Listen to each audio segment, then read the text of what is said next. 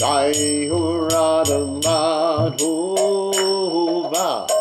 Kunja Vihari Radha Madhava Kunja Vihari Jai Radha Madhova Kunja Vihari Radha Madhava Kunja Vihari Gopinana Palava Girivardhari Gopinana Vallabha Girivardhari Gopinana Palava Girivardhari Gopinana Vallabha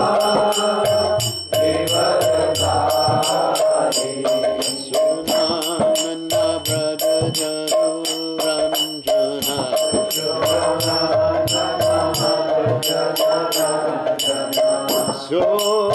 Sodananda Rajajana Ranjana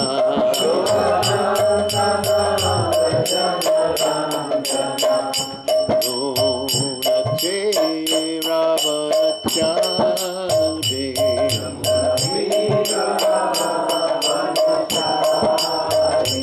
Yamunate Ravanachari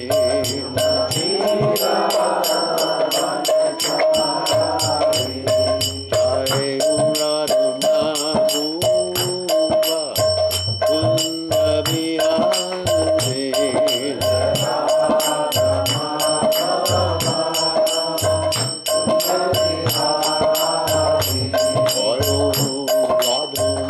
Madhova Kunja Vihari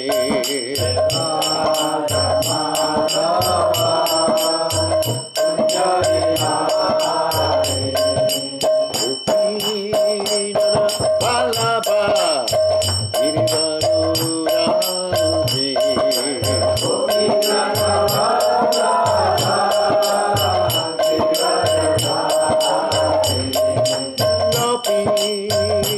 Vallabha Girivardhari Gopinana Vallabha Girivardhari Sunanana Bhajana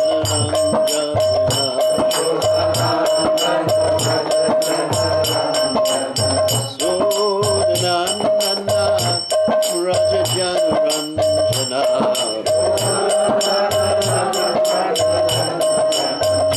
Gunate Ravanachari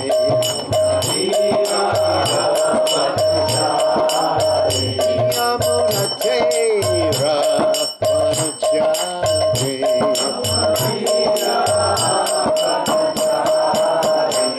Jai Radha Madhova Kunja Vihari Jai Radha Madhova Kunja Vihari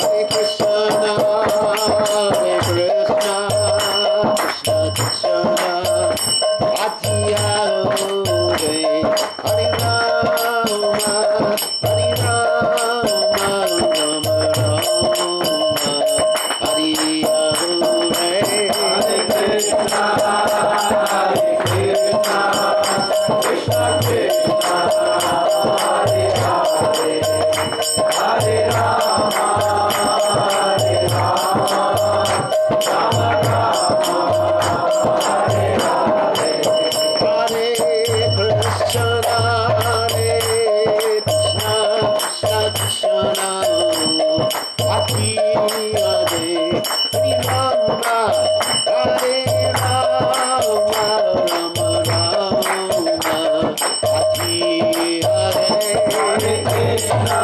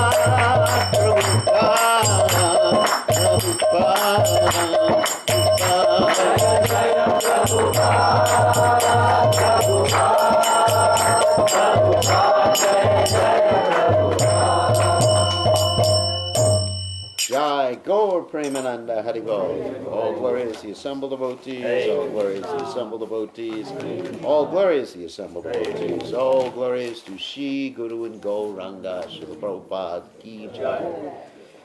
All right, so unless you have a special request of any other topic, I was thinking of speaking about one of my favorite stories from the Srimad Bhagavatam tonight, which is... Anyway. You may not like this story. Anyway.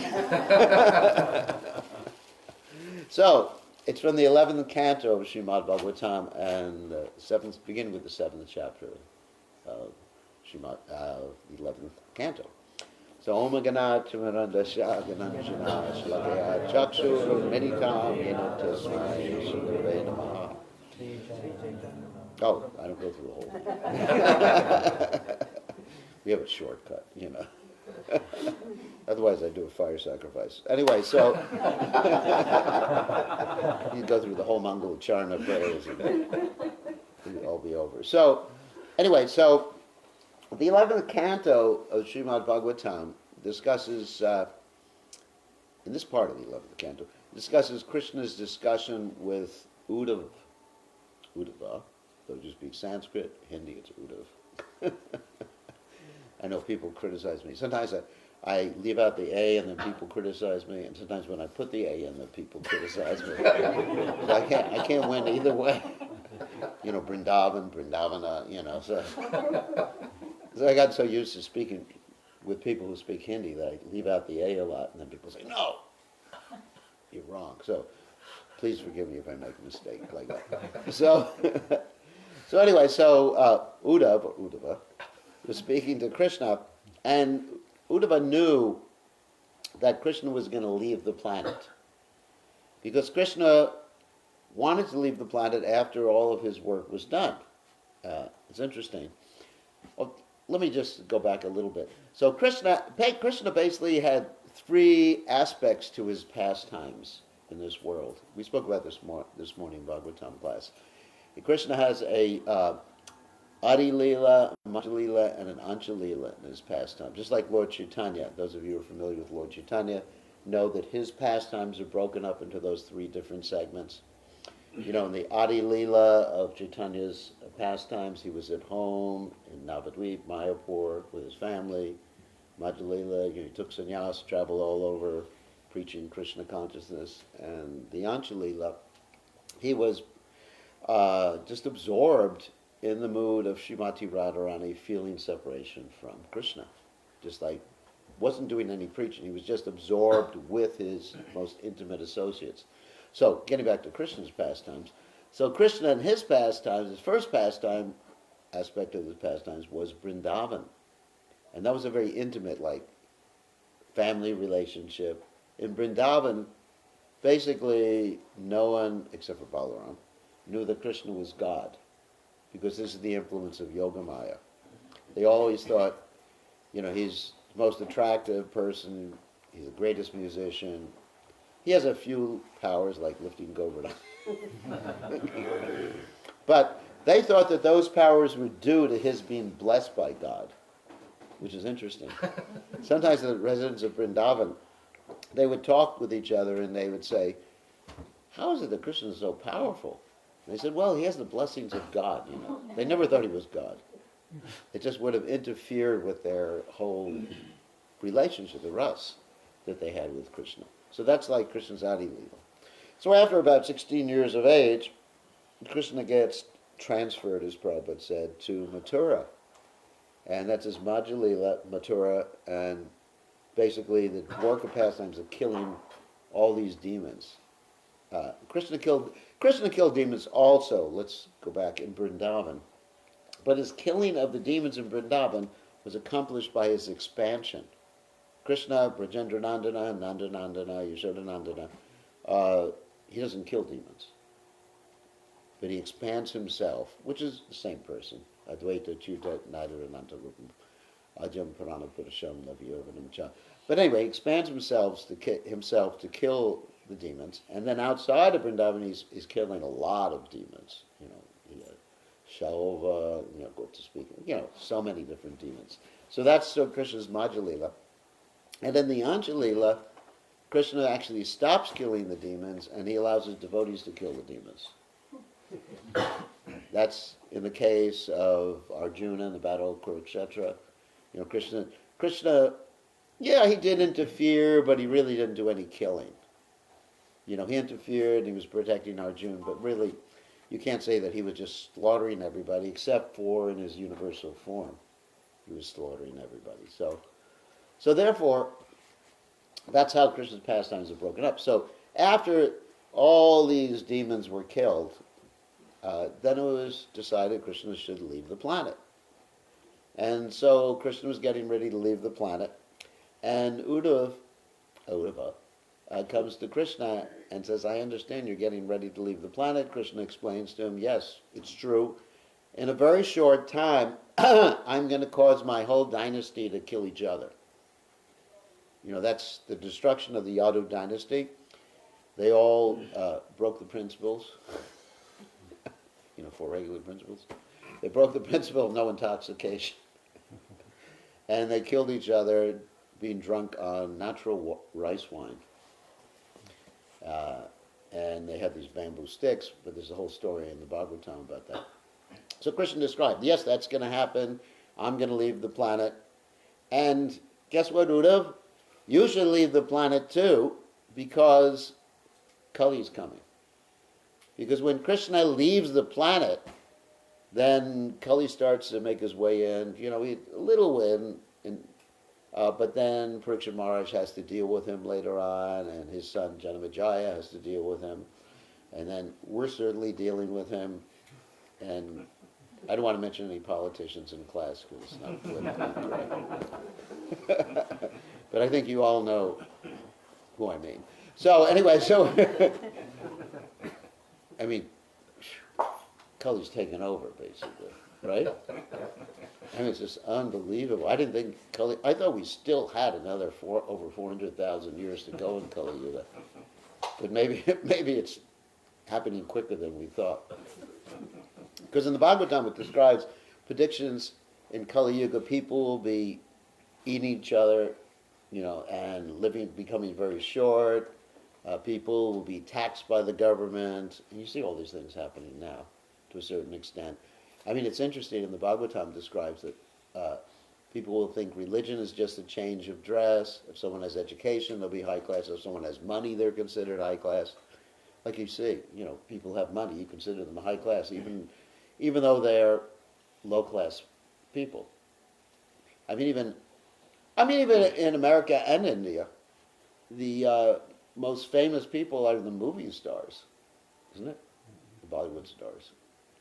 Like many times I've been preaching to Indian Bollywood stars, like Vivek Oberoi and others, and they're surrounded by all these paparazzis. You know what paparazzis are?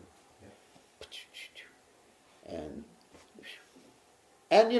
I like them because they're interested in Krishna consciousness, but they're not the Shreyas, the leaders of society. But people worship them. I've just been noticing you have nice pictures of Krishna all over here. And in many houses I go to, they have nice pictures of the Hollywood and Bollywood stars. Is that quite common? So anyway, so this is Kali Yuga. It's coming, it's here.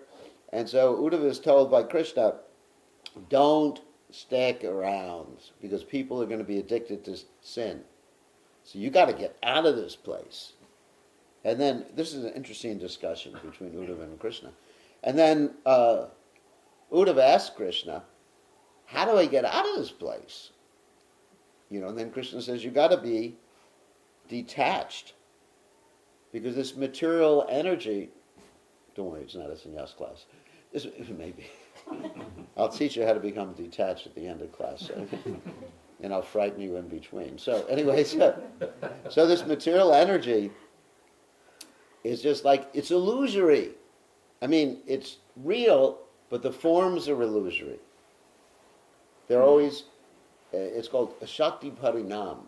Krishna is Shakti. Shakti means like the material energy is always being transformed. Like, right now our body is in one shape, we get older, it's in a different shape, and after that it becomes food for worms. Sorry. Or if you happen to be a Parsi, they throw you off a tower and let the vultures eat your body. It's pretty heavy, isn't it? Or it becomes ashes or something like that. So in other words, the material energy is always in transformation. So Krishna's saying to Uddhava, don't take it seriously. But Uddhava says, that's very theoretical, Krishna. How can I become freed from all this attachment in this world? Uddhava, he has his family and everything like that. So how can I become attached? Krishna says, well, I can give you one way to become detached, and that's by using your intelligence to analyze this material energy. That in Sanskrit that's called Sankhya. Sankhya, the word Sankhya basically means counting, but it also means analysis. The indirect meaning is analysis. By looking at things around you, you can become detached.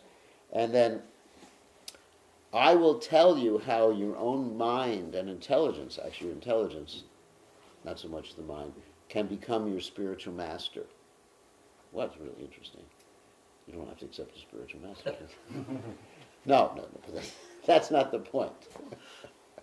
But you can use your spiritual your intelligence as a Siksha guru.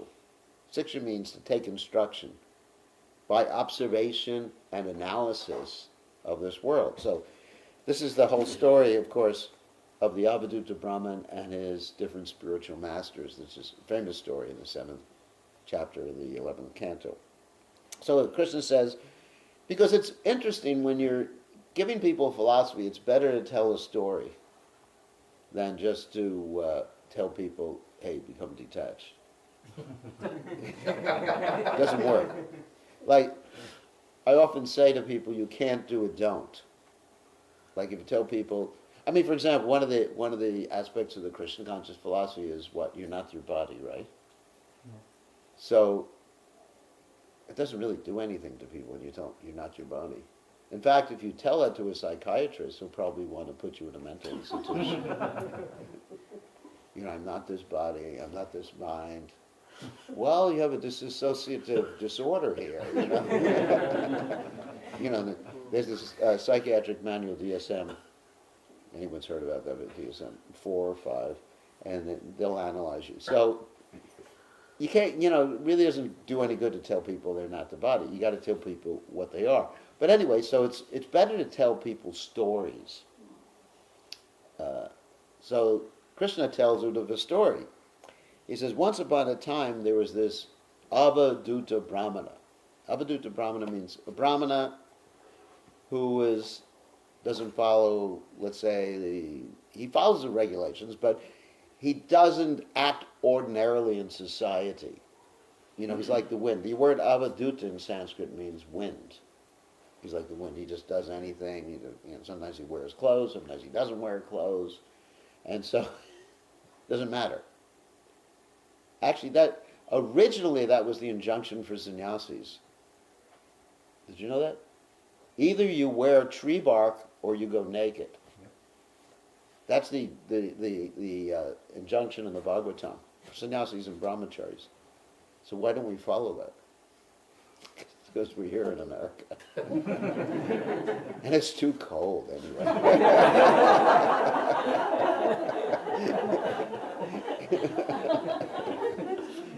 Isn't it? I mean, it's not practical. So anyway, so there's this Avadhuta Brahmin who looks quite healthy, but he's not doing anything, he's not making a living. And he's traveling all around, and he's quite young, he's quite handsome, quite strong, and he has no companions. And King Yadu, who was actually approaching this Avadhuta Brahmin, asked him some questions, how did you become so detached from this world like this? Because he's not making any endeavor for anything. Really, that's one of the stages of sannyas. It's called the Paramahamsa stage, the topmost stage. There was one sannyasi, Madhavendra Puri, who was like that. He didn't make any endeavor for getting food, and Krishna had to personally supply him his milk. You know that story. Mm-hmm. So this Avadhuta Brahman was something like that. So he said, how did you come, King Yadu of the Yadu dynasty, asked him, how did you come to the stage of becoming so detached and just like absorbed in Krishna consciousness? And the Brahmana said, it's very interesting. I have many spiritual masters. I have 24 spiritual masters, 60 gurus. And it's actually his mind's analysis of these spiritual masters. And I'll list them. One is the earth, the mountain, tree, air, sky, fire, water, moon, sun, pigeon, pythons, sea, a moth, honeybee, elephant, honey thief, deer, fish, a prostitute, a kurari bird, a child, a young girl, arrow maker, serpent, spider, and wasp. And that's what made him detached. So actually I'm going to describe some of these different spiritual masters. I don't know if I'll get through the whole list. How he learned to become detached from this world and develop saintly quality just by observing things in this world. And after I'm finished, I'll give you an easier method. This is a hard method, And we're not advising people to become detached like that, like an Avadhuta, like the wind and not caring about anything, because anyway, we're living in a different world. And our process of self-realization is different. But remember, we're talking about a different yuga. This is Kali Yuga. In this yuga, there's only one Dharma. Krishna Nam Sankirtan. That's it. Ekon Dharma, Krishna Nam Sankirtan. Everything else, even if we do other things, it's all meant to support Krishna Nam Sankirtan. That's the Yuga Dharma. Kali Kalera Dhamma Krishna Nam Sankirtan. Well, of course, the famous verse in Brihad Naradiya Purana, Harinam, Harinam, Harinam, Harinam Eva Kevalam, Kalo Nisteva, Nisteva, Nisteva, Gatiranyata. You've all heard that verse before? Chant the holy names, chant the holy names, chant the holy names. In this day, it's emphasized 3 times. In this day and age, there is no other way, there is no other way, there is no other way than chanting Krishna's name. So, remember, this is a previous age. So here's what he learns, which is, I find this explanation quite interesting. First of all, he said from the earth, that's one of the 24 gurus, I learn not to be distracted on the path of self-realization because the earth is very tolerant. The earth has to endure so many things happening on it. Like Lord Chaitanya Mahaprabhu says, Chunadapi, Sunechenas, Tarari, Vasayishnuna, Manina, Manadena, Kirtanya, Sadari. That one has to learn how to be more tolerant than a tree, devoid of all sense of false prestige, and ready to offer respects to others. Service to others. Amanina, that means free of false prestige. But amanadena, to see others as objects of service. So this is a very important spiritual quality. So he learns this from the earth. And he also learned the same thing from the mountain. Because the mountain supplies so many ingredients, it works for the welfare of others, and from the tree too. Because the tree gives us shade, the tree gives us fruits, and the tree lives very, very simply. Then, it gets a little more complicated after that. Then he learned the principle of not getting entangled from the air. Because the air comes in contact with so many things, but it hasn't become mixed with anything. It does not mix. It may carry an aroma, but it doesn't mix with the aroma. It doesn't get entangled. So this is part of our process in Krishna consciousness called yukta vairagya. That we come in contact. Vairagya means renunciation. So our process is to utilize things in Krishna's service, not to give up things. Like if we give up things, with that can be utilized in Krishna's service, it's called Falgu Vairagya, false renunciation. Prabhupada one time said that word Falgu, is in reference to a river that's in India called the Falgu River. I don't know if you ever heard about this before. He said that it appears that there's no water flowing in, but if you go right below the surface, there's water flowing in.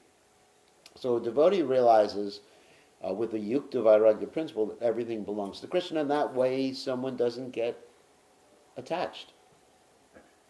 Just like in my service, I'm using so many things. There's a mobile phone here that I'm using to broadcast to a lot of people watching. And I understand it belongs to Krishna. Nirmana moha jita sangadosha. Everything belongs to Krishna. So in that way, I'm able to use everything. I came here in a car.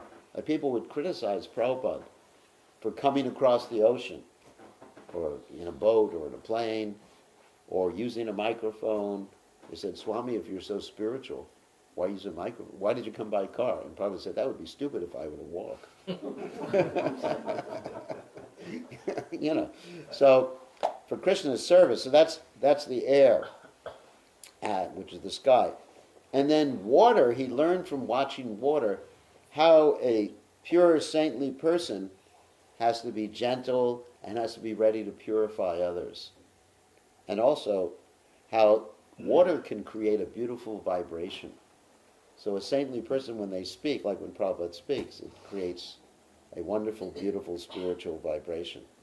And more interesting is like fire. What did he learn from fire? We'll get into the more interesting ones in a few seconds, like the pigeon and the prostitute. So what did he learn from fire? That a fire is like a saintly person. He can burn up contamination. Like a fire can burn any sort of contamination. And it's like the Supreme Personality of Godhead. It's like fire that is manifest in different living entities, or you can't. Sometimes he's not manifest to us, but he's there. Like fire is sometimes not manifest, and fire is also a manifestation of the time factor. And of course, Krishna in the Bhagavad Gita describes Kalo Asmi, when he's asked by Arjuna, what are you? When he shows Arjuna the universal form, I am time. And Richu Sarva Harashaham, come to destroy everything. So here's the story about the pigeon, which is that's one of the most interesting things he learned from. So pigeon, the word is kapota in Sanskrit, which means male pigeon, and there's also a female pigeon named kapoti. It is guessed.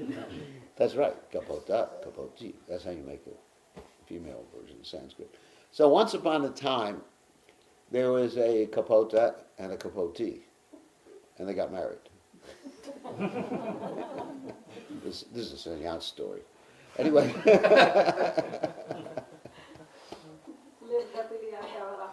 Yeah. Well, they were planning on living happily ever after. So they got married and they built a house, nest in Hillsborough. Anyway, or in Cary. There's no more trees left here. So anyway, so they had to be in Hillsborough. So they built a nest, and they had some little capotinis, and that's not a Sanskrit word, but I just made that up. They had little birdies, baby birds. And they were really like the chirping of their birds like that. And so what happened is once upon a time, they were out getting some prasadam for their baby birds, some worms. And then a hunter caught the little baby birds. And then they came back, and then the ladybird, Kapoti, she saw that the hunter had caught the baby birds, and she thought, let me go down and try to save them. So she went down to try to save them. She got caught also. And the male bird, Kapota, he was looking at the whole thing, and he started to cry and lament, and he fainted. And he fell into the net too. So the moral of the story is that this attachment to not that one shouldn't take care of their family, we're not saying that, that one has to be careful about that attachment dragging them away from spiritual life.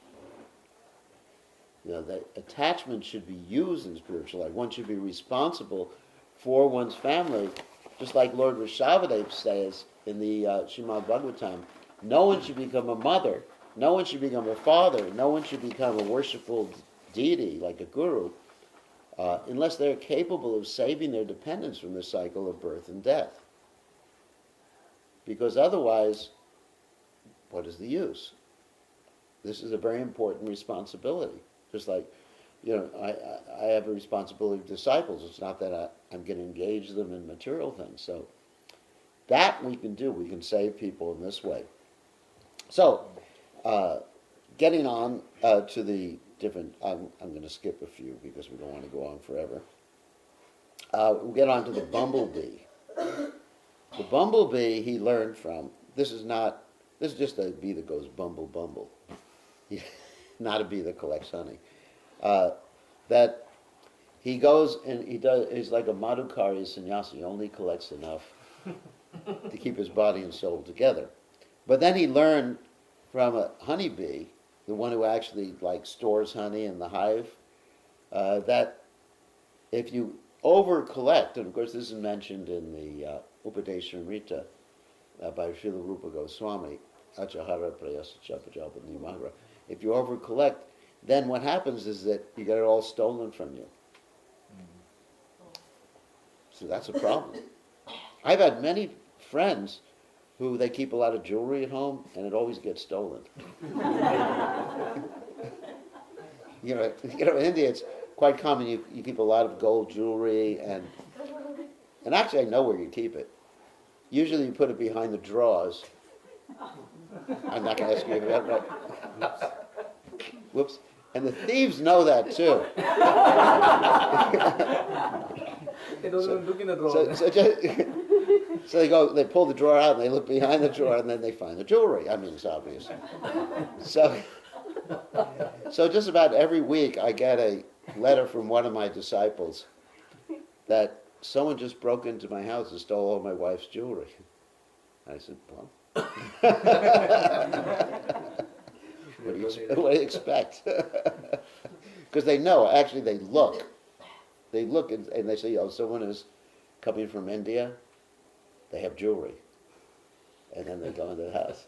I'll tell you, so I'm not saying don't have jewelry. This is not, I'm not advising that sort of renunciation, but one has to be careful to keep their wealth in a place where it's not stolen like that. So with a honeybee, the story and all that, guess who steals it? The honey thief, the beekeeper. And so in this particular story, it's quite interesting.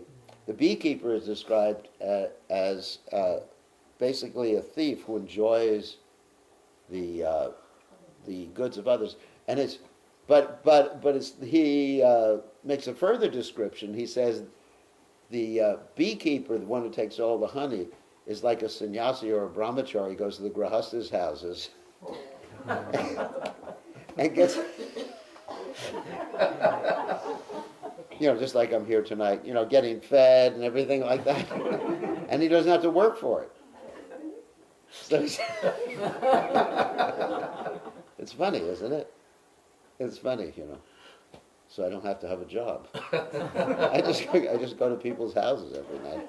Not every night, And I still get fed. So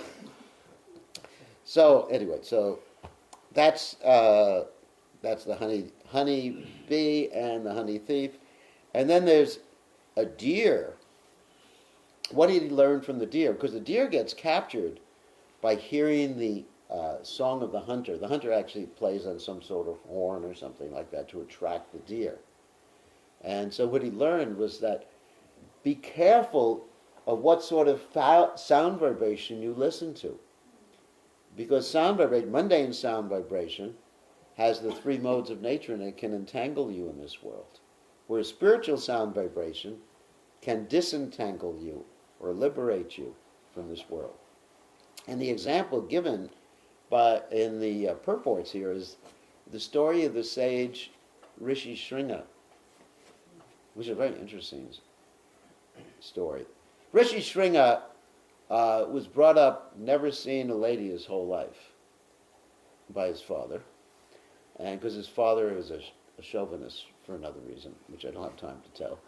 So he didn't know how to identify ladies. So there was a plan by this king named Romapad. This is a story from the Ramayana, of course, that he wanted to bring Rishi Shringa to his kingdom to alleviate there was a drought. There was no rain.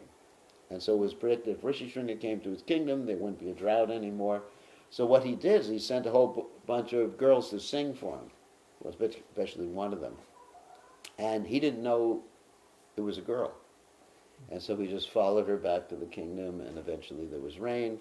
And of course, Rishi Shringa also performed the Putra Kameshti ceremony for Maharaj Dasarath, so Lord Ramchandra. So it's a whole interesting story.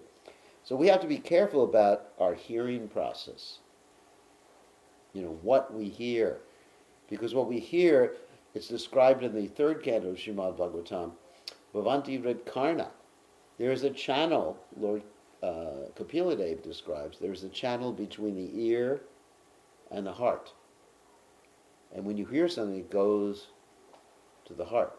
And if you hear about Krishna,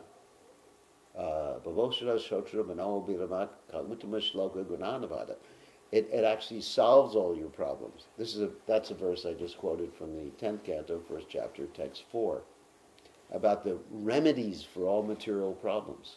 What are the remedy? Nivritta tarshar. Anyone know this verse? Upagiyamana baboshala shotra mano viramat kautama shlaka gunana vadat puman virajeta vina pashugnat. This is actually, I think it's the nutshell verse of the 10th canto of Srimad Bhagavatam. And it says, if one hears Krishna Katha, Uttama Shloka, that means talks, transcendental talks, it's like a medicine. Bhavoshada Shrota, Mano Vidamat. It's pleasing to the ear. Nivritta Tarshar. It eliminates all the difficulties of this world. And the only people who are not attracted to hearing are Pashugnat, those who are killers of animals or killers of the soul. So, anyway, so this is important. It's a very, very important thing. And then, then several other things. We're just going to, I'll go quickly through it. He learned from a child not to worry about honor or dishonor. Sometimes we're very concerned about reputation, what people are talking about, isn't it? It's a big concern in society. What do people think of me? Are they talking behind my back? So a child's not concerned. Because a child is like a spiritualist because he's just concerned with pleasing Krishna and making spiritual advancement and pleasing the spiritual master. And, helping people become Krishna conscious. But he's not concerned with ordinary reputation. Of course, reputation can be utilized to help one present Krishna consciousness. So, and then he learned he watched a young girl one time. This is another interesting story. Once upon a time, there was this young girl, and she was looking for a husband. And there were a bunch of men looking for a wife. And so they came to her house, and her parents weren't there that particular day, and she had to receive them. And so she went to the kitchen to try to prepare something. She had all these bangles up at each arm, and the bangles were clash, clash, clash, clash. They're creating a ruckus. And so she thought, well, if they hear the bangles clashing, they'll understand I don't have any servants. Nobody's going to be interested in marrying me because they'll think I'm just poor. So she gradually removed the bangles from the arm until there was only one on each arm. And there was no clashing. So what did the Avadhuta Brahman learn from that? He learned that when you have one person alone, there's no prajalpa. When you put two people, then there's so much talk. Prajalpa means unnecessary talk. Of course, in the society of devotees, we like to have a lot of devotees. Satam prasangam mamavirya samvado bhavanti vritkarna rasayana kata. Because we talk about Krishna, Krishna consciousness becomes more potent in the society of devotees. But otherwise, there's so much prajalpa. And prajalpa means unnecessary talk that deviates us from spiritual life. And Rupa Goswami says that's one of the problems, prajalpa. So you got two people talk. So not that we shouldn't have any association. So he learned from that. And then he learned from an arrow maker. Once upon a time there was an arrow maker, someone who was making an arrow. In those days they used to make arrows just like by hand and just carving the arrow, whatever they were doing, sharpening it. And the arrow maker was so intent upon making his arrow that the king passed by and he didn't even notice the king. So he learned that that's how one should be focused on one's spiritual life. We were talking before about chanting the Lord's holy names. I was talking before how I wake up early in the morning and I chant my japa early in the morning. I wake up like 2:30, 3 o'clock in the morning and focus on the holy names. There's nobody else around. It's like no bangles. And it's just like, Hare Krishna, no one's calling me on the phone. Of course, I don't have my phone on either. No problems. It's nice. That's the mode of goodness time in the morning. I mean, it's an interesting experiment you can make in your own lives, like at least once or twice. Wake up early and start chanting the holy names and see the difference. Because that's called the Brahma Muhurta time. Brahma Muhurta time, each time of the day, has a certain mode of nature connected to it. And the early morning has the mode of goodness connected to it. So it's a very potent time to perform spiritual life. Of course, we're here late at night, too. Anyway, so... and then he watched the spider. See, this is a spiritualist. He can see everything in creation that reminds him of Krishna and the philosophy. Yomam pashati sarvatra sarvachamayu pashati tashaham na pranashami sachame na pranashyati. That's from the 6th chapter of the Gita. and where Krishna says, one who sees me everywhere and sees everything in me is never lost to me, nor am I ever lost to him. It's a really important verse. That's also one of the very important verses in the Bhagavad Gita, 6:30. If you ever want to learn that important verse. So he sees a spider, and what does he learn from the spider? That he sees the spider make a web. And then when the spider is finished with the web, he absorbs it back into himself. So he thinks, Krishna is like that too. Krishna creates the material universe, and he's not diminished by it. Like in the Upanishad, Om Purnam, Adara Purnam.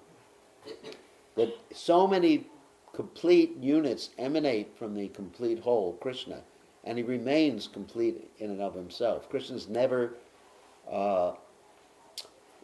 changed. Like we talked before about the word parinam, that means the change in the material energy. Krishna's never changed.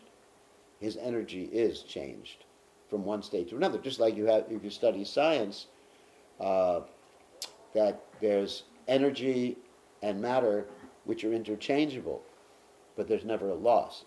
Energy can be changed into matter. We know that from physics. And matter can be changed into energy, but there's a conservation there. So anyway, so Krishna manifests the universes, and then he withdraws the universes into himself again as the form of Mahavishnu, Bhutva, Bhutva, Praliyate. So that's what he learns from the spider. And then he looks at a wasp. Amazing how a devotee can see everything and he just learns something from it. What did he learn from the wasp? Well, the wasp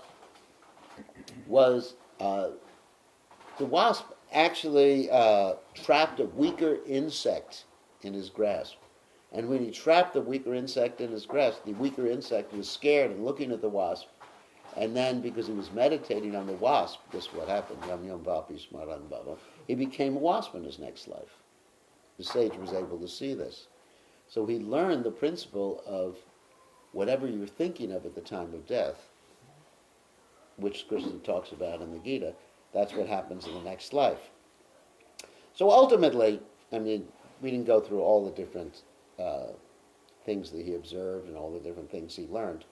Ultimately, he learned all these things about detachment from this material world. Now, I'd said that I would teach you an easier way when I began this whole discussion. There's an easier way to become detached from this material world, which is don't worry about any of this stuff. But become attached to Krishna.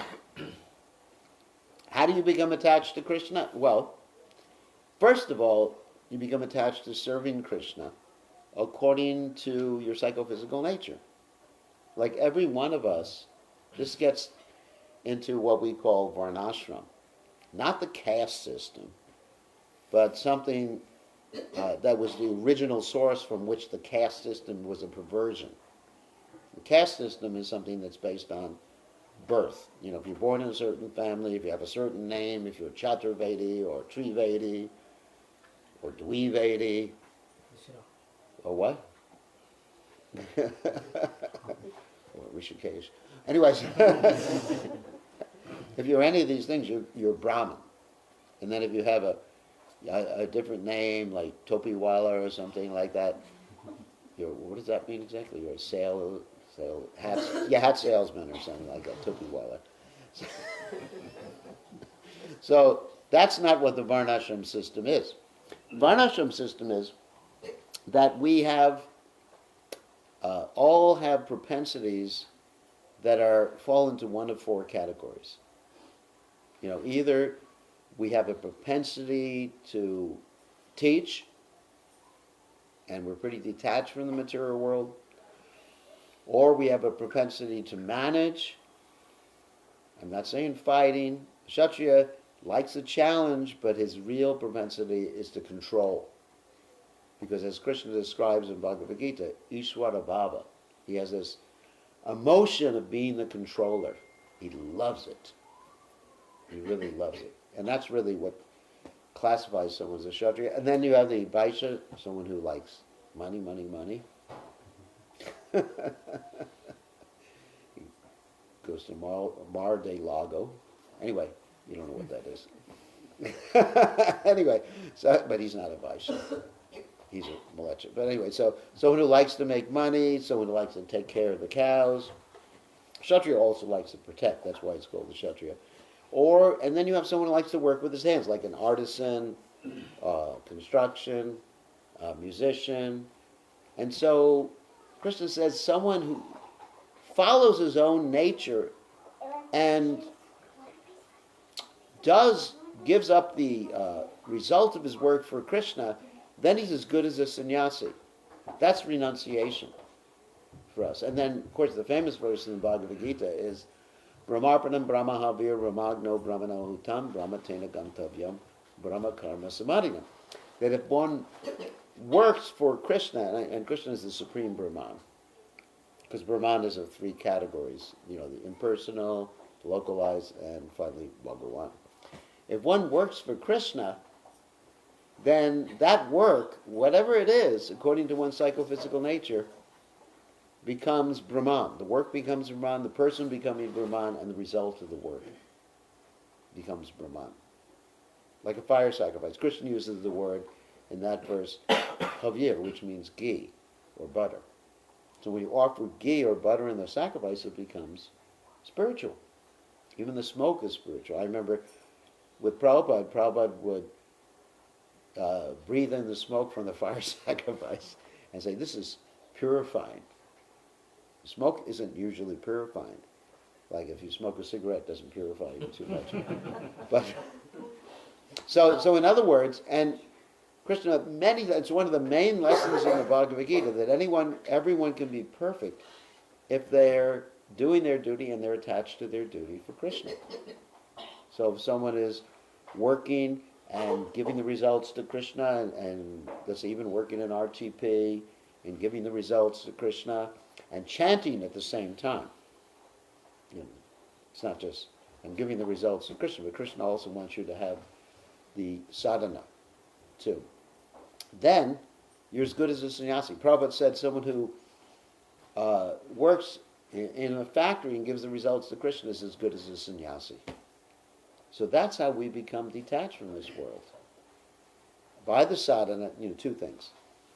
By the sadhana, which is really important, that means chanting the Lord's holy names, offering your food before you eat it, becomes prasad. Prasad means mercy, but in this case it means the mercy of the Lord in food form. So offering your food to Krishna, and then you're connected. You're connected to Krishna in that way. And so, therefore, you don't have to worry about all this renunciation thing, or just the kapota, kapoti, kapotinis, or any of this other stuff. That was Krishna's advice to Uddhava when he wanted Uddhava to leave the planet and go back to Godhead. Of course, Uddhava is a pure devotee.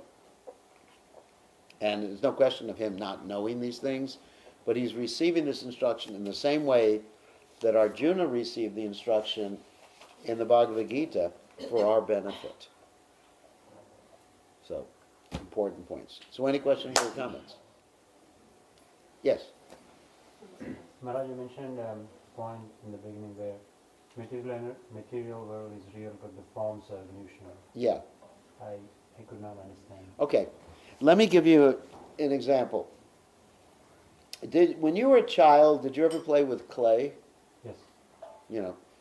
Clay and make different forms. So the clay, I'm not saying the clay is eternal, but I'm just comparing that to the energy itself. In Sanskrit, the energy without form, material energy without form, is called pradhana. That's like the clay. So then you take the clay out of the box and you shape it into a little, whatever you shaped it into, a little car, little people, whatever you did with the clay. And then when you're finished, what do? You make it clay again. You just make a little ball, put it back, and in the container so you can play with it the next day. So that's what I meant, that the material energy is endlessly mutable. It keeps changing all the time. I'll give you an example. In early Greek philosophy, there was one philosopher who said you can't step into the same river twice because the water All right. is always flowing. It's never the same river. I mean, it has roughly the same form. Also, what Krishna says in the Bhagavad Gita, Dehino sminyata dehe komaram yohanam jarat, that the body is changing.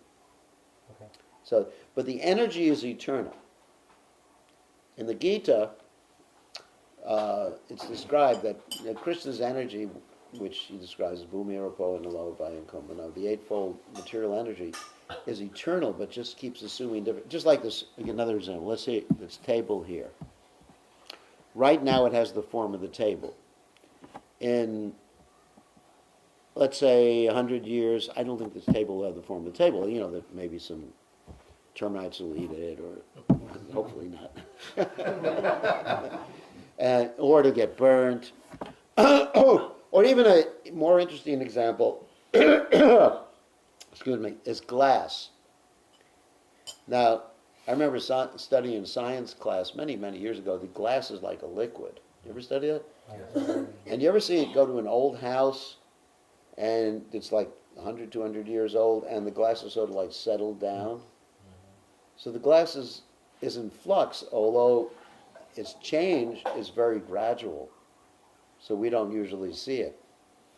So that's like the material energy. It's always changing. Okay. So that is in contrast to the spiritual world where, to going back to the same example, Yeah. a tree or a piece of something would forever remain like that. Yes. Okay. Yeah. There's no time factor Okay. in the spiritual world. I mean, it's sort of a spiritual time. It's not, but the difference is in the material time is a destructive factor. Like erosion, for example. Like you see, even by the action of wind and rain on a mountain, that it will, in time, it'll get eroded. But in the spiritual world, no. But the energy, the material energy, is eternal. There's a conservation of matter and energy. I mean, that's a scientific principle anyway. At least I learned. So, you know, this wood may not always be wood when it's burnt. It may turn into something else, you know, ashes. And then those ashes may mix with the ocean, and you know, but the energy will always be there. Just like the atoms are not going to get destroyed. Even if, or let's say, even if you break up some molecule, the atoms remain. Or even if you split the atom, the different particles or energies remain. And so Krishna's energy is eternal. And we are one of Krishna's energies too. We do not change in form. The body changes in form. The coverings of the soul change in form. But the soul is always constant. It's always the same. It's just like, an example sometimes given is like a white light can be variously reflected through different filters and appears different. But there's a white light behind the filters. So that the light is always white. So the soul is always pure. We, the soul, are never impure, but we are covered by impurities. And so because of our attachment, that's why in the Vedic system, detachment is one of the one of the main topics that is discussed. How to become detached. And that was this whole chapter in the Bhagavatam, actually it's several chapters in the Bhagavatam, describe how to become detached from this world. And I was describing the easier method of being attached to Krishna and those things related to Krishna. Like if you're attached, for example, if you're attached to devotees, that's a spiritual attachment. And that relieves you from the material attachment. And Krishna in the Gita talks about this as Raso Varjam Matsya Prasa Parantrasthani Vartante, a higher taste or a higher attachment. Does that make sense? Yes. Thank you. So Gurudev, for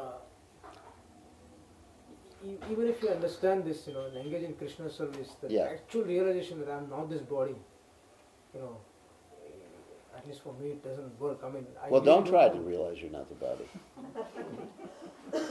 Why should you do that? You should realize who you are. Okay. I started this whole discussion. You can't do it, don't. I mean, I'll give you a funny example. I was recently, I had a hernia surgery. That was about 9 months ago, whatever it was. And right before they gave me the anesthesia, I was thinking, I'm not the body, I'm not the body. Didn't do any good.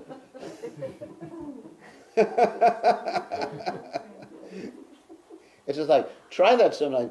Go into a hospital where someone is experiencing pain and tell them they're not the body. Oh, yeah. Just see what happens.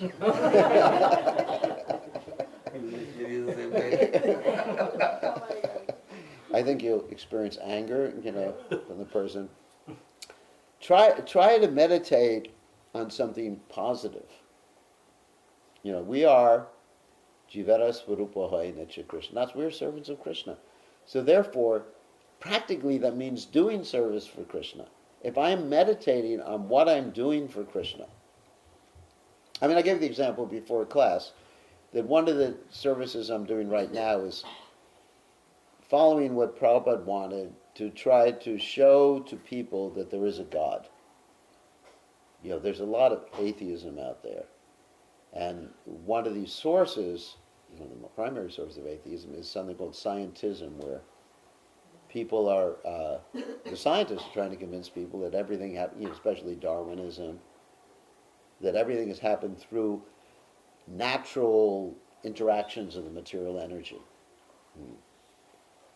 Actually, the scientists, it's interesting, they subscribe to something called a methodological naturalism, which translates as methodological atheism.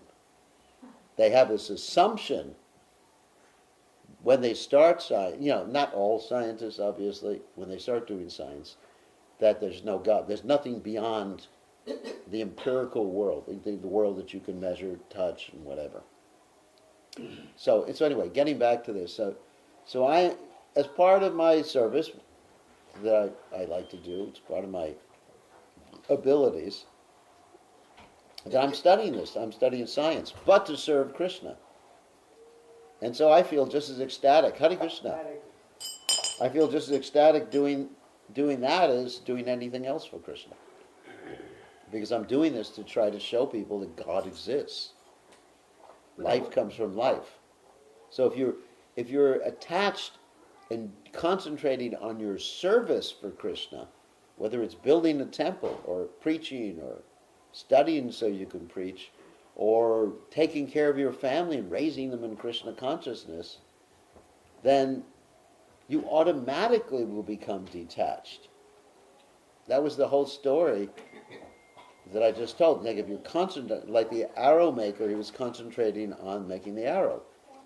Normally, if the king walks by, I remember one time I was in England, and the Queen of England came by. Of course, I went up and started chanting Hare Krishna to her. But anyway, but you couldn't ignore her because everyone was saying, the Queen's coming, the Queen's coming. I happened to be in, where was I? Winchester. I don't know if you know where Winchester is. But anyway, somehow the Queen came there, and I got a chance to chant Hare Krishna for her as an American. So anyway, the king was coming by, and he was so concentrated on the arrow making that he didn't even notice the king. So if you're so concentrated on serving Krishna, and it's spiritual, even though it appears to be mundane. Like Arjuna's fighting was completely spiritual because it was for Krishna, according to his psychophysical nature. Does that make sense? Especially when you are in a tough time, like suffering from some disease, or in a hospital. Yeah. How can you say that I'm serving Krishna and forget the pain which you actually experiencing? Listen to some Krishna Katha. I mean, have the devotees around you. I mean, I've seen people dying who were in ecstasy when they had Krishna Katha around them. It's an ideal situation for you to listen to Krishna Katha. I mean, there's always Haitukiya Pratyata. There's never any situation where you can't be Krishna conscious, basically. I mean, you may voluntarily put yourself into some situation, but if you're involuntarily in some situation, you have to figure out a way to be Krishna conscious in that way. I mean, like if you're at work, you have to remember who you're working for, what you're doing. If you just look at the work itself, then it gets very boring. I mean, I always give the example of the bank teller. Some lady who's sitting in a little cubicle in a bank counting other people's money all day long. It's quite a boring job, isn't it? And if you're counting your own money, it might be interesting. Isn't it? You know, wow, more money. But because she's counting someone else's money, but inevitably you'll see that she has a picture of her family in front of her. You know, there's a little picture in it, and she's looking at little Johnny or Matilda, whatever, or whatever. Or her husband, you know. Of course, she never looks at her husband.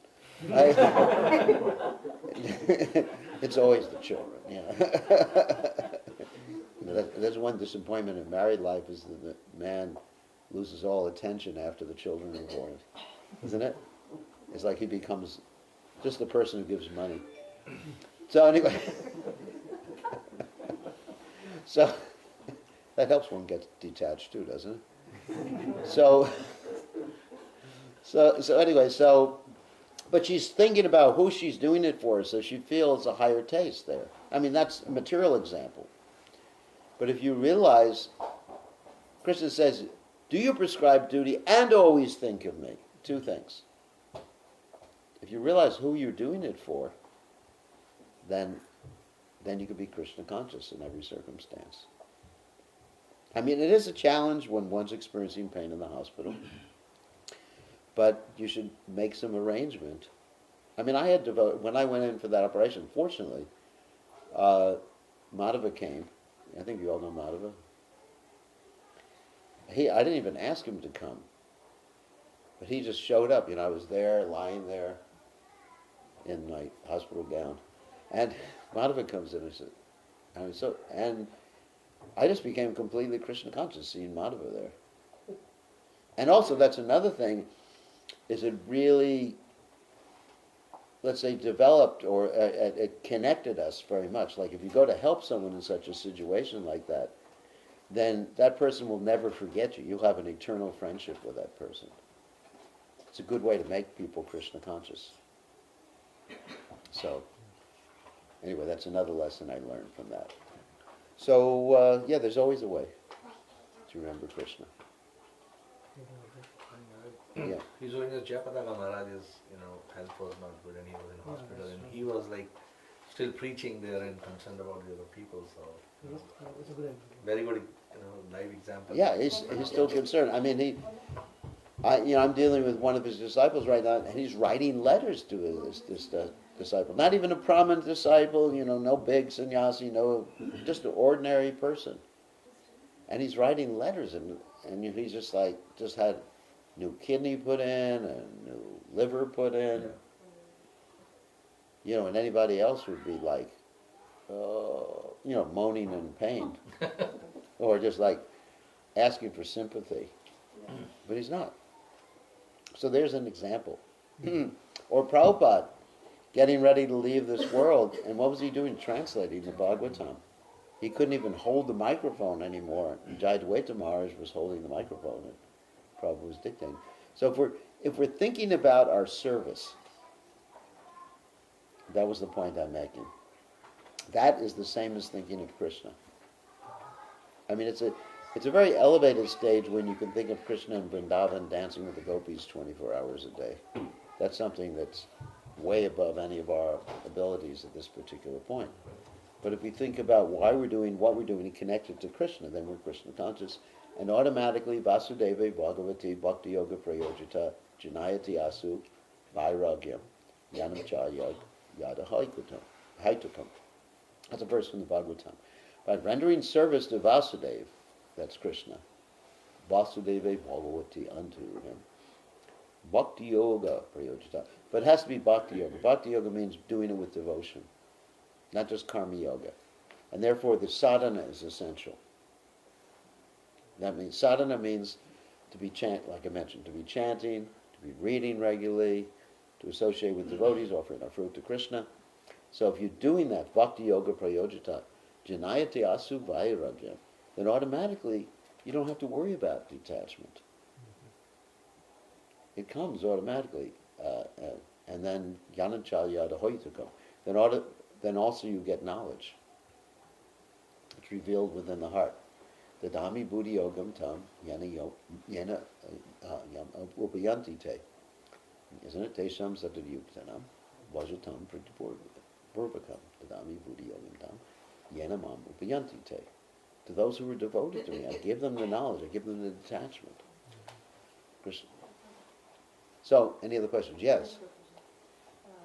You mentioned like when somebody died, right? And the last thought they have it, the next Determines the next birth. Yeah, this depends on the last word, whatever they thinking or they said. But Whatever they're concentrating on, whatever their heart is at, yeah. Yeah, and what about whatever they did in their whole life, they did good or bad? Is that matter or whatever they said? Well, what they did in their whole life determines what they're going to think of at the time of death. Because when my dad passed away, then he said 3 times, Om Namah Shivaya, Om Namah Shivaya. Fantastic. Fantastic. I still remember that I was in 6th grade, and he said it very loudly, and he had a heart attack. And but he never, like, in his whole life, he did the Shiva Bhakti and all, but he did a lot of things which one he was supposed to do it, and like a lot of things. And as a daughter, I'm thinking that. But is it that my main thing is whatever he did in his whole life, and even I did in my whole life, whatever I'm going to say the last word, is going to be that matter. Well, Lord Shiva took care of him. There's a story in the Bhagavatam about a Jamil. You ever heard of that story? Okay. A Jamil, and I'm not saying your father was like that. But he was a very good person. Yeah, your father was a good person. I'm going to tell the story about someone who was really bad most of his life. Ajami was he was a good young man, and then somehow or other he got attracted to he had a nice wife, he gave up his wife and married a very unchaste lady, and he mistreated his parents, actually practically killed his parents, took all their wealth, mistreated them, whole life bad. But in his youth he had chanted the holy names of Krishna, Narayan. So by Krishna's arrangement, he named his youngest son Narayan. Maybe you heard this story before. It's from the Bhagavatam. And so at the time of death, he was crying out Narayan, meaning his son.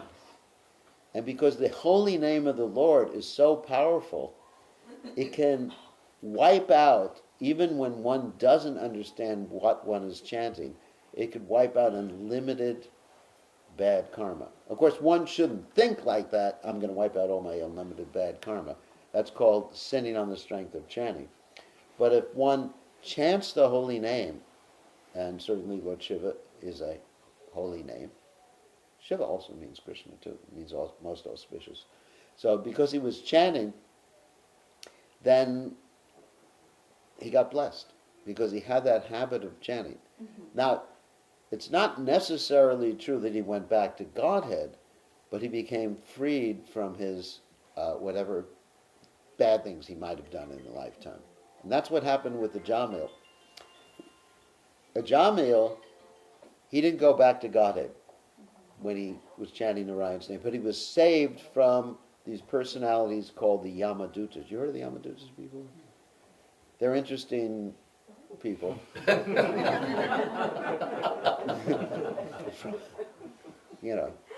Anyway, they're terrorists. So and you can't build a wall big enough to keep those terrorists out. So, anyway, so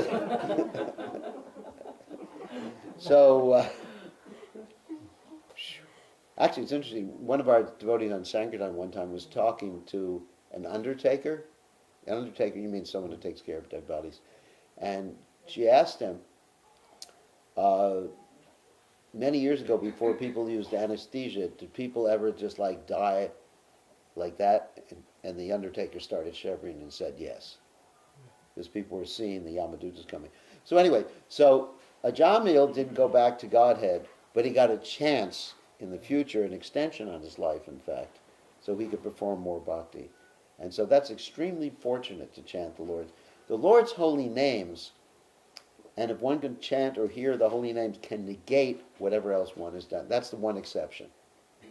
Generally, whatever you've been doing throughout your life will determine what you think of at the time of death, because you can't really control it. You know, at the time of death, everything is just going wild. All your bodily functions, nervous system, and everything like that. So, generally that's the case, but the holy name is actually the one exception. Like when we say the Om Namah Shivaya, that means the Lord Shiva. Yeah. It's not that necessary. If you say Hare Krishna, if I'm die tomorrow, I say Hare Krishna. It's not gonna be like Krishna's take going to me, help. or I'm gonna Krishna do will. Krishna. Krishna will give you special blessings, so you will get an opportunity to advance more in devotional service. You will not have to suffer from the Yamadutas. I can guarantee that. That's how powerful the holy names are. It's described that sin personified, or fear personified, the Bhagavatam describes, is afraid of Krishna's name. And there's an interesting story, I told this story the other day, but it was in class, that how Ram's name is more powerful than Ram. You probably know that story. How that there was a king who offended Vishwamitra Muni, and Vishwamitra Muni went to Ram and said, you should kill the king. And then the king took shelter of Hanuman, and Hanuman had previously the benediction from Lord Ram that Lord Ram's name would be more powerful than him, so Hanuman was chanting Lord Ram's name. And Lord Ram took out his bow and arrow because Hanuman was protecting the king, and he couldn't hurt Hanuman. And that was the whole story. Anyway, so the name of Ram is just as powerful as Nam Namakari Bahoda Nija Sarva Shaktish. The name of God has within it all the transcendental potency. Now, in order to become completely Krishna conscious or Ram conscious, one has to chant purely. But even if one chants accidentally, meaning something else, jokingly, there is great benefit. It's called Namabhash. I had that next question, but you saw it. Yeah, and even Gandhiji, at the time of leaving this world, he chanted Ram's name. You know, if you look at the movie, it just says he's saying God, oh my God, or something like it. But he said Ram, Shri Ram, you know. So that's a great thing. And that's why we should always try to help people remember Krishna or Ram at the time of leaving the body. And we don't consider what someone was or did before. It's all wiped out. Everything's wiped out, all the bad stuff. But if you do it deliberately, it doesn't work like that. You can't just like go to the liquor store, Ram. Ram.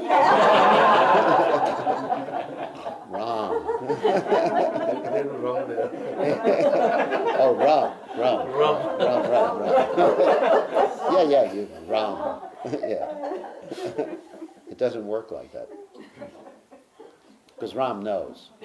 But, you know, how powerful is Ram's name? How powerful is Krishna's name? So, any other questions or comments? Maharaj, I Yeah. have a question. Like you were mentioning about the verse from Bhagavatam by Rishabdev that was mentioning that those who cannot bring their children into Krishna consciousness or spiritual masters who Yeah. cannot liberate their disciples are not fit to become. That's right. No one should become a spiritual master. No one should become a husband or wife or... So that really, Parent. you know, what if our children doesn't become Krishna conscious? No. No, the point is you should be capable, but if they have free will. That's a difference. You try your best. You're capable because you can give them Srila Prabhupada. You can give them the knowledge. You can, what do they say? You can lead a horse to water, but you can't make it drink. You lead a man to Yeah. wisdom, but you can't make them think. Yeah, that's good. Thank you, Gurudev. Thank you so much. Man. This is something new I learned from you. So you're not responsible for the result. Krishna, we're responsible to do our service, but the result is up to Krishna. We're not the proprietor or the owner of the result. And sometimes you try real hard. I mean, I've experienced in my life trying to help people, and then it just doesn't work sometimes. All I should know is I did my best to try to help people. I don't want anyone to leave. No, I just asking Prabhuji to take some prashad. Oh, take some prasad before you go. Get some prasad. Right. And Yeah. Prabhuji in the Bhagavad Gita, right? And they said, the Krishna ji said, you shouldn't do a baby if you cannot put your baby in a Krishna consciousness. Well, that's in the Bhagavatam. It says that the whole purpose of having children is to help the children advance in Krishna consciousness, or to give birth to a pure devotee who can preach. But that's a high standard right there. But I mean, what else? I mean, I know I'm a sannyasi. I shouldn't be talking about having children, but so. But if one looks at, of course, you have children because you want to do your dharma and everything like that. I understand, and you have an emotional need. That's also another reason. But it's important to understand what to do with your children. I mean, I remember. Let me give my own history. That obviously I was the child of my mother. Obviously, and I asked my mother, what is the purpose of life? And she said, to serve me. She got the service part right. yeah, the service right. She said to serve me, and I said, what does that mean? She said, you should become a doctor. And I said, why is the purpose of my life to serve you? She said, because you're my son. I said, but you haven't explained why the person I like. Because I told you so. And so, there was no obvious answer. So, Circulative logic. yeah, circular logic. It's just like keep repeating the same thing over and over Like again. every other mom said that. Yeah, I know. My son, you have to serve me and all. You have to serve me. And of course, when I became a Hare Krishna devotee, then she was very embarrassed that I didn't serve her. And for the first 5 years, she wouldn't tell anyone I joined the Hare Krishna movement. So, but now she appreciates. She goes to Rath Yatra and everything like that. And she's still young. She's only 91. 19. She's 19, so. Yeah, 19. Yeah, backwards. So, but I actually am serving her, because if I am Krishna conscious, then it benefits so many generations in my family. So the way I'm looking at it is I really am serving. I do love her. I speak to her regularly. I love her, and I would like to bring her here in the last years of her life, just so she can be Krishna conscious. But still, I understand I am serving her. Yeah, if you don't join this, then your mother don't know what's the Krishna chanting and all Yeah, that. yeah. And she's been to Rath Yatra. That's Every amazing. year, basically, every year. Every year she goes to Rath Yatra because she lives in New York. And she goes to the New York Rath Yatra. So it's, so in essence I am serving her, and I'm doing the best thing for her that I can think of. And, my brother became a doctor, so at least she had one doctor in the family.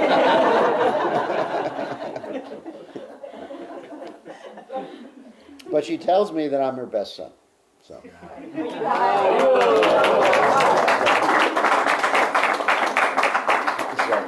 Prabhuji, you doctor for everybody. Yeah. You're the spiritual God. Yeah. Surgery. And at 91, she is quite young. Yeah. Well, she is. She's still independent, living Yeah, she's independently. independent, and I know she walked through all the way just to come to Rath Yeah. Yatra. No, she lives independently. And I can't convince her that we should take care of her, but she gets angry. So anyway, so Well, then, a question little of different on the track, like yeah, one of the conference calls, like we attend in the morning, somebody was talking about Lord Shiva is a pure Vaishnava, yeah, he's a devotee, he's not different from Krishna, but little different from Yeah, Krishna and all one those is things. different. Somebody was asking, like, if somebody is worshipping Lord Shiva, can he get Krishna prema from Lord Shiva? Can Lord Shiva give Krishna prema? Look, if one understands who Lord Shiva is, if he thinks that there's no difference between him and Krishna, that's not the right understanding. It's like we have Prabhupada, for example. Prabhupada is a pure devotee, but if I were to think that Prabhupada is God, that's a vidipurva. I mean, it's not proper. Prabhupada, at one point in the movement, some devotees actually said Prabhupada was God. And Prabhupada got so angry, he kicked him out of the Hare Krishna movement. So if you approach Lord Shiva in the right way, I mean, for example, in Bhuvaneshwara, which is one of the abodes of Lord Shiva, anyone's heard of Bhuvaneshwara before? It's the capital of Orissa, and it's right near Puri.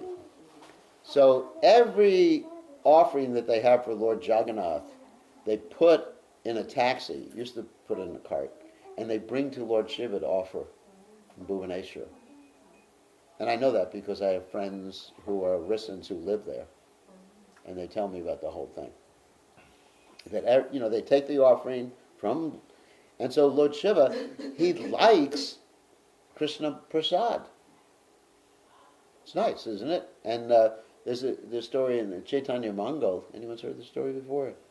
How one time, here it is. Narada Muni was serving Lord Vishnu. Anyone's heard the story before? Yeah. Yes. He was serving Lord Vishnu with the idea of getting Mahaprasad. And he asked Lakshmi for Mahaprasad, and Lakshmi said, I'm not supposed to give it to you. Even after she guaranteed she would grant him any wish he wanted. So she went to Lord Vishnu and said to Lord Vishnu, I gave him my word, I would give him whatever he wanted. And now he's asking for Mahaprasad, but you told me not to give him Mahaprasad. So Lord Vishnu said, just do it behind my back one time. Give us some Mahaprasad. So Narada Muni got this Mahaprasad. He was dancing like crazy because he got the Mahaprasad. Lord Shiva comes around and he says, why are you dancing? He says, I got Mahaprasad. And Lord Shiva says, I'm your brother. Did you save any for me? And Narada Muni said, oh, I'm sorry, I didn't. And then he looks under his fingernails as a little Mahaprasad. And then Narada Muni Lord Shiva takes it and he starts dancing. But when he dances, it's like Tandava Nritya, like the destruction of the whole universe. And the universe, and so Durga comes and she says, stop, you're destroying the universe. And he gets angry, why'd you stop? And he says, because I got Mahaprasad. And then she says, did you save any for me? No. And he says, no, you're just Maya. You're just the material energy. And she gets so angry that she proves that she's the greatest devotee by having Lord Vishnu distribute prasad to all of her children. That's us. Because she's mother, Durga's our mother. And so Lord Shiva loves Mahaprasad. And I actually have a deity of Lord Shiva on my altar at home. Anyone seen my altar at home? No. I actually have a meditating deity of Lord Shiva. And I put him right next to Prabhupada. So now you can report me to the GBC. But anyway. Your life on Yeah, because we do have, our altar. Yeah, and I have a deity of Hanuman on my altar. A little Hanuman deity. Rishikesh, you've seen my house. You've Yes. been there. Yes. You've seen my altar. So I also worship Lord Shiva. I love him. And Hanuman, and they're great. Hanuman is a great devotee. Ram Bhakta, Haram Bhakta. So yes, if someone worships in the right mood, fantastic. Someone worships Prabhupada in the right mood, Yasha Prasada Bhagavat. But to worship Lord Shiva in the right mood means to follow his instructions. See, many people, they like to worship someone without following the instructions, right? I even experienced that too with disciples. They like my feet, but not my mouth.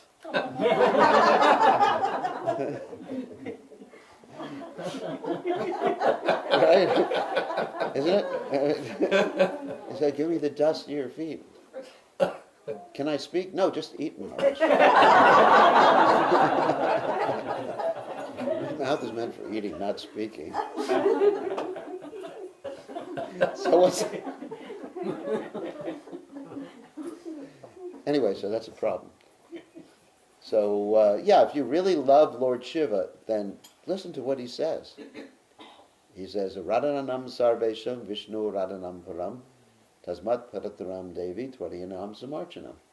Famous verse. He says, of all types of worship of Vishnu is supreme, and even better than that is worship of Vishnu's devotees.